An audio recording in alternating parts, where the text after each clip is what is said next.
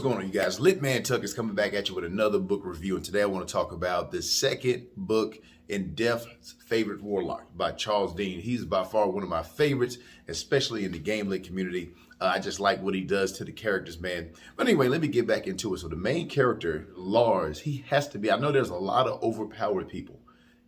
He has to be one of the most overpowered characters that I've ever heard of, man. It's just like, he kills somebody, he gets all of their points. He doesn't get a certain amount of experience points. So for example, let's say they have a total stat of 10,000.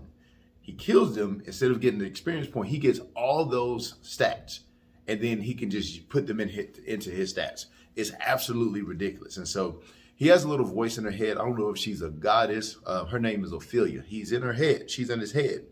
And I think that she's like a god or the daughter of a god. But anyway, in the first book, they made a deal where she's basically stuck in his head, and she's experiencing everything that he goes through. So she's always trying to get him to go after some debauchery, some type of pleasure, or whenever he kills somebody. Now, this is a reminder. I got some spoilers in this if you haven't seen the first one.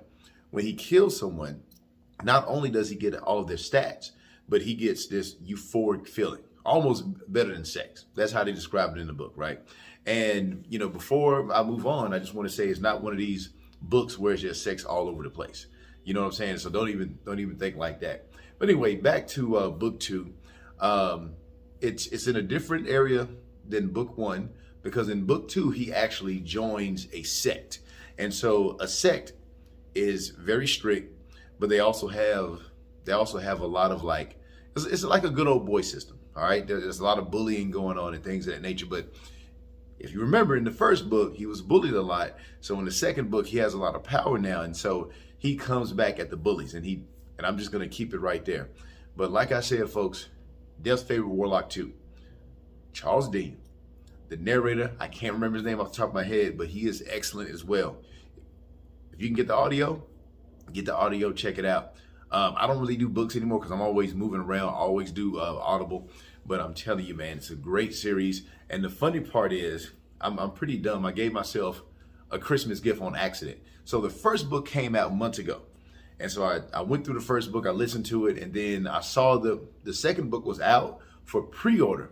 I immediately pre-ordered the book, right? And I totally forgot that I pre-ordered it. And so that was like, it came out like October, November, something like that. Totally forgot. And then I'm just like sitting around one day, I'm like, man, I need to get me another book. This is like last week, right? And so I'm like, you know what? Let me check out that Def's Favorite Warlock to see if that's out yet. And I looked at my library, already had it all this time. So anyway, I enjoyed it. I was able to go back over the first book, went back to the second book, did my thing. If you check this series out, let me know what you thought about it. Or if you're going to check it out, let me know about that too. I will see you on the next one.